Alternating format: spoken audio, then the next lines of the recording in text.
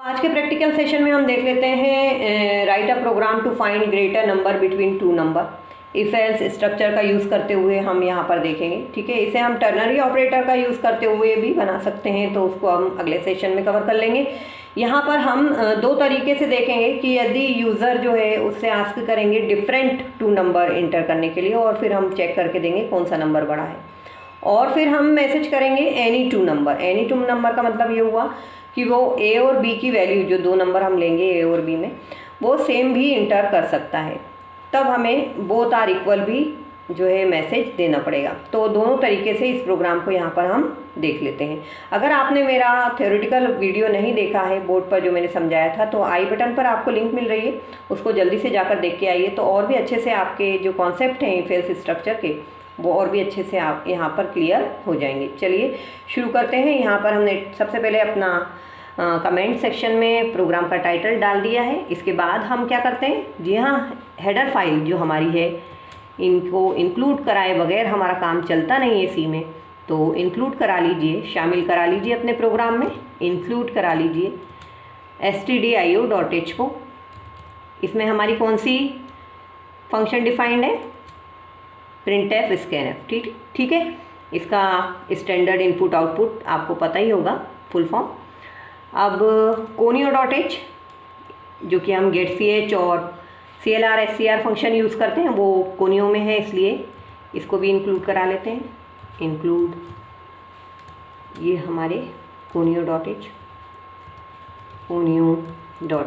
इसके पहले कि अगर आपने प्रैक्टिकल सेशन मिस कर दिए हैं तो आई बटन पर लिंक आ रही है, जल्दी से उसको भी जाकर देख लीजिए।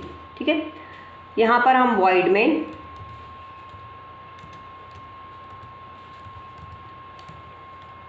ये हो गया वॉइड में, और यहाँ पर हमारा काम स्टार्ट हो जाएगा। अब देखिए क्या करना है हमें, ठीक से पढ़ते हैं। दो नंबर यूज़र से इनपुट कराना है और फिर उसमें चेक लगाना है, कंडीशन लगाना है कि कौन सा नंबर बड़ा है। तो दो नंबर इनपुट कराने के लिए दो ही वेरिएबल लेंगे, दो ही कंटेनर लगेंगे हमें। तो यहाँ पर हमने लिख दिया इंट a, b। वेरिएबल आप अपने हिसाब से नाम दे सकते हैं, num1 num2 भी कर सकते हैं, a1 a2 कर सकते हैं, b1 b2 कर सकते हैं। ठीक है, तो int a b, right.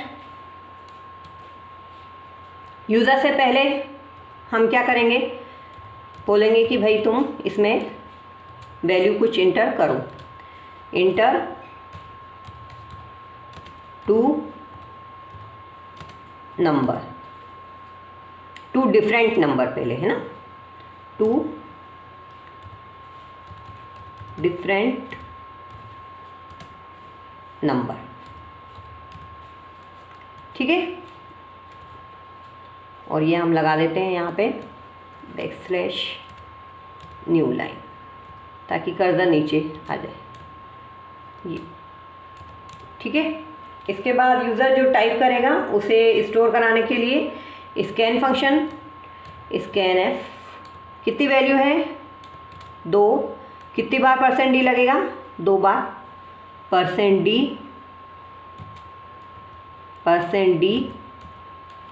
Double quote में, comma, address of operator a, इसका मतलब जो पहली वैल्यू होगी वो a में जाएगी। ठीक है, और फिर address of operator b, address of operator b, comma करके। ठीक है, तो ये हो गई हमारी scanf। अब आ गई हमारे पास वैल्यू, कंप्यूटर के पास आ गई है, कंप्यूटर अपना काम चालू करेगा। चूँकि उसे क्या करना है, चेक कराना है कंडीशन चेक कराने के लिए हम क्या करते हैं, हमारे पास है इफ एल्स स्ट्रक्चर। तो इफ़, ठीक है, इफ़ ब्रैकेट में हम देते हैं condition a greater than b। ठीक है, तो इसके आगे सेमीकोलन नहीं लगाएंगे, नहीं तो क्या होगा कि एंड ऑफ स्टेटमेंट समझ लेगा। ठीक है, अगर लगाएंगे तो एरर आएगा कि नहीं आएगा, वो भी मैं आपको रन करने के बाद लगाकर बताऊंगी। ठीक है, तो ये भी एक क्वेश्चन होता है वाइवा वगैरह में, इंटरव्यू वगैरह में, तो इसको भी हम यहाँ पर देख लेंगे। तो if a greater than b, तो क्या प्रिंट कराना है, यदि ये कंडीशन सही हो कि a बड़ा है b से, तो a ये मैसेज कर दे कि हाँ मैं बड़ा हूँ। ठीक है, तो हम कर देते हैं printf A is greater, double quote में लिख दीजिए ए इज़ ग्रेटर। अगर आपको ए की वैल्यू भी प्रिंट कराना है तो आप % डी की हेल्प से ए की वैल्यू भी प्रिंट करा सकते हैं, ठीक है। तो यहाँ पर हमने ए इज़ ग्रेटर और % डी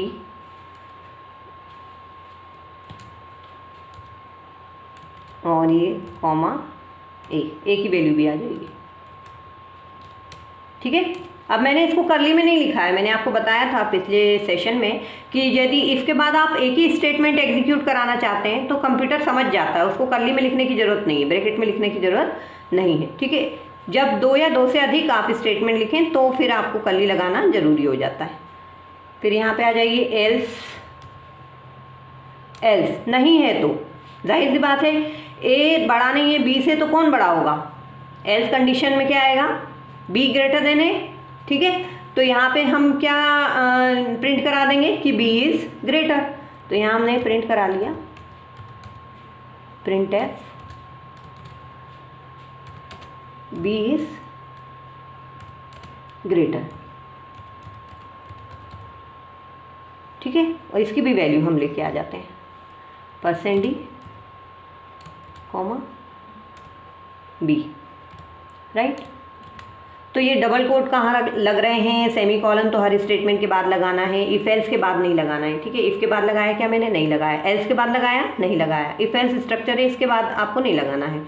स्टेटमेंट जो हमने लिखी है कंप्यूटर को, जो हम काम कराने के लिए कह रहे हैं, जो प्रिंट कराने के लिए, स्कैन कराने के लिए कह रहे हैं, या फिर कोई कैलकुलेशन कर रहे हैं, मैथमेटिकल स्टेटमेंट लिख रहे हैं, उसमें सब में सेमी कॉलन लगता है। डिक्लेरेशन वेरिएबल कर रहे हैं, उसमें सब में सेमी कॉलन लगेगा, ठीक है। यहाँ पे इफ एल्स स्ट्रक्चर में सेमी कॉलन नहीं लगेगा, ये इफ़ के बाद नहीं लगेगा और एल्स के बाद नहीं लगेगा, ठीक है। तो ये हो गया हमारा लॉजिक। यहाँ लगा देते हैं गेट ch,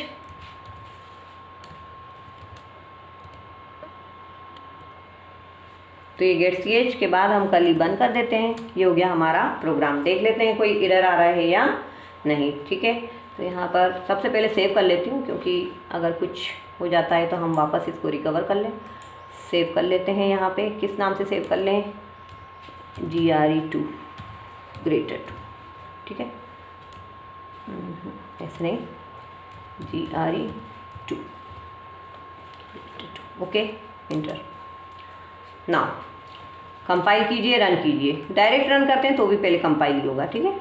Alt F9 से आपने और रन किया Ctrl F9 से, ठीक है। तो कोई एरर नहीं आया है। इंटर 2 डिफरेंट नंबर, देखिए डिफरेंट नंबर के बाद मैंने बैकस्लैश एन किया था तो कर्सर कहाँ ब्लिंक हो रहा है, नेक्स्ट लाइन पे, ठीक है। नहीं तो वहीं ब्लिंक होता नम के बाद। तो यहाँ पर 2 डिफरेंट नंबर इंटर करने के लिए बोला है। अभी हम देखेंगे कि यदि सेम नंबर इंटर करेगा उसके लिए लॉजिक क्या लगाना है। 2 डिफरेंट नंबर इंटर कीजिए, चलिए 45 23, तो A is greater, 45 is greater, ठीक है।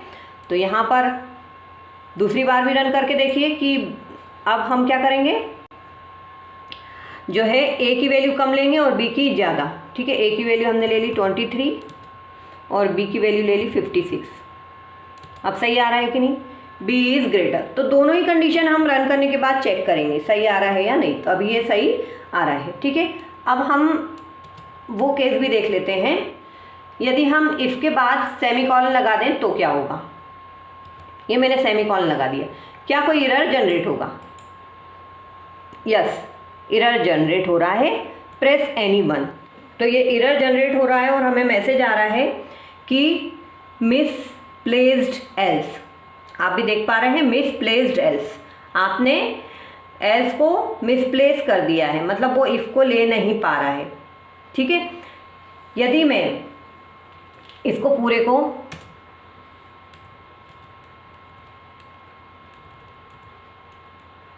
डिलीट कर दूं, सपोज एल्स को डिलीट कर दूं पूरा, है ना, अब क्या मैसेज आता, चलिए इसको रन करके देखते हैं हम।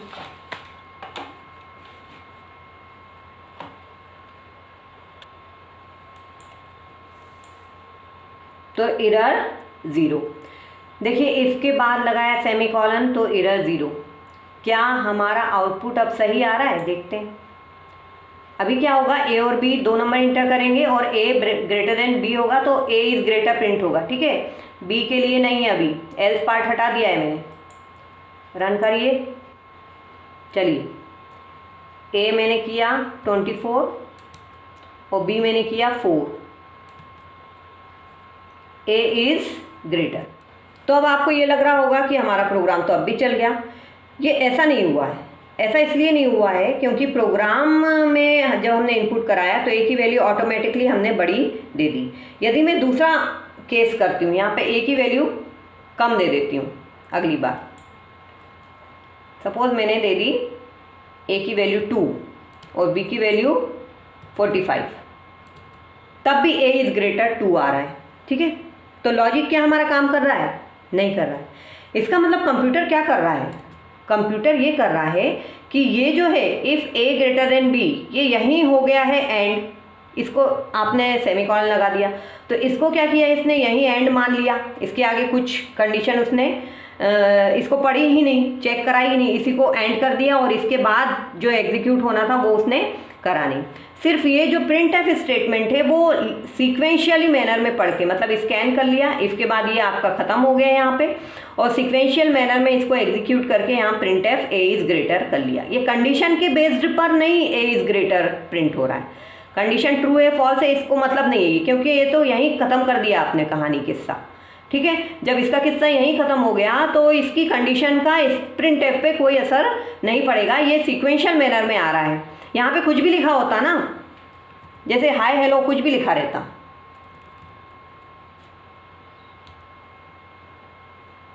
है ना, तो वो कंडीशन से मतलब नहीं, फिर आपका वो हाय हेलो ही प्रिंट हो जाता। ये देखिए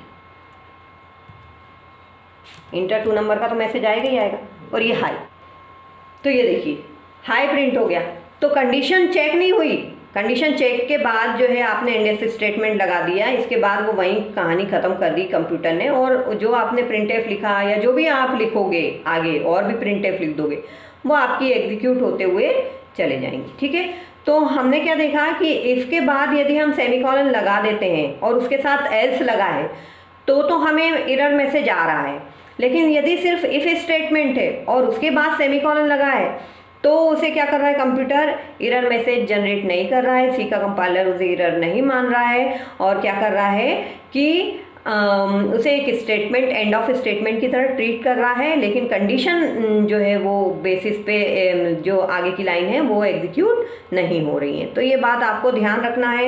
यदि इफ एल्स स्ट्रक्चर लगा रहे हैं आप तो आपको मैसेज आ जाएगा, क्योंकि एल्स को इफ मिलेगा ही नहीं, आपने इफ को ख़त्म कर दिया वहाँ एंड ऑफ स्टेटमेंट लगा के, ठीक है। इसलिए मैसेज आ जाता है कि मिसप्लेस्ड एल्स, इसलिए मैसेज आ रहा था एल्स के लाइन पे कि एल्स के का इफ़ कहाँ लिखा है उसे नहीं दिख रहा है, ठीक है। तो यदि आप इफ एल्स लगा रहे हैं तो एरर मैसेज आ रहा है, लेकिन सिर्फ इफ है तो एरर मैसेज नहीं आ रहा है यदि आप सेमीकोलन लगा रहे हैं तो। ये प्रैक्टिकल सेशन आपके बहुत काम के हैं, ज़रूर से अटेंड किया कीजिए। ना सिर्फ इसमें हम प्रोग्राम देखते हैं बल्कि छोटी छोटी चीज़ों को समझते हैं जो कि आपके वाइवा में, जो कि आपके सी के कॉन्सेप्ट क्लियर करने में बहुत ही हेल्प करने वाली हैं। चलिए तो आप देख लेते हैं, यदि user both the number equal enter कर देता है तो both the number are equal का मैसेज हम कैसे प्रिंट कराएंगे, ठीक है। तो हमने प्रिंट एफ का जो इंटर 2 नंबर डिफरेंट नंबर था वो मैसेज यहाँ पर बदल दिया, इंटर 2 नंबर कर दिया। अब यूज़र क्या करें, करना चाहे तो सेम भी इंटर कर सकता है। तो if A greater then B है तो क्या कर देंगे हम, printf A is greater, ठीक है। अब मैं ए की वैल्यू प्रिंट नहीं करा रही हूँ, थोड़ा सा जल्दी करते हैं ख़त्म इसको, आपको समझ में आ गया कैसे वैल्यू प्रिंट कराना है, ठीक है। ए इज़ ग्रेटर, ठीक है, ग्रेटर आप लोग पूरा लिख लेना। एल्स के बाद हम फिर एक कंडीशन लगाएंगे, if B greater than A, B greater than A, तो क्या हो जाए, print F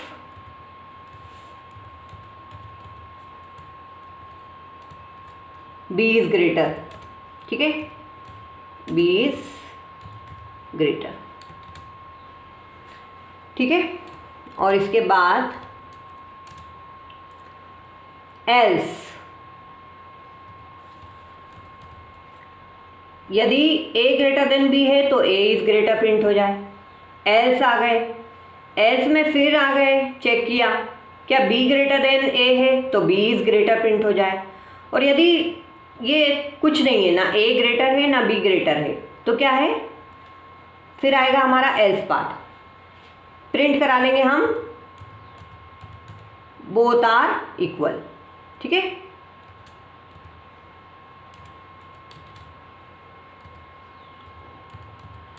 both are equal, right. ठीक है, तो यहां क्या हो रहा है, if a is greater than b तो print F a is greater. Else part पे आ गए, a ग्रेटर नहीं है तो चेक कर लो क्या b ग्रेटर देन a है, तो यहां प्रिंट करा दो b इज ग्रेटर। ठीक है, नहीं तो यदि ये भी नहीं है ये भी नहीं है तो आखिरी में आएगा एल्स पार्ट पे और प्रिंट करा देगा बोथ आर इक्वल। चलिए इसको हम क्या करते हैं, पहले CLR SCR लगा देते हैं, नहीं तो सारी आउटपुट स्क्रीन हमें भरी भरी दिखेगी। यहाँ पे CLR SCR लगा देते हैं, CLR SCR। ठीक है, तो ये हमने एक बार फिर से इसको सेव कर दिया। कंपाइल कीजिए, रन आया है, एरर आया है, बहुत ही अच्छी बात है। CLE टाइप हो गया है, चलो CLR टाइप कर लो, CLR SCR। ठीक है, ये हो गया। तो ये इंटर 2 नंबर का मैसेज आ रहा है, 2 नंबर इंटर कीजिए 4 3, तो ये हो गया a इज़ ग्रेटर। ठीक है, इसमें कोई दिक्कत नहीं।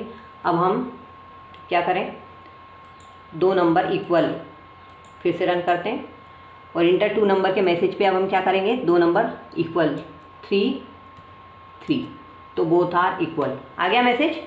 तो ये प्रोग्राम हमारा बिल्कुल सही बन गया। मुझे लगता है कि वीडियो से आपको बहुत ही हेल्प मिल रही है सीके प्रैक्टिकल करने में। तो वीडियो को लाइक करे बगैर जाना नहीं है और अपने दोस्तों के साथ जितना हो सके उतना शेयर करना है। और कौन कौन से आप प्रैक्टिकल देखना चाहते हैं, वैसे हम सीक्वेंशियल आगे बढ़ रहे हैं, लेकिन अगर आप रिक्वेस्ट करेंगे तो आपकी रिक्वेस्ट पर जल्दी ही उस वीडियो को बनाने की कोशिश करेंगे। तो देखते रहिए हमारे चैनल को, जीनत हसन एकेडमी।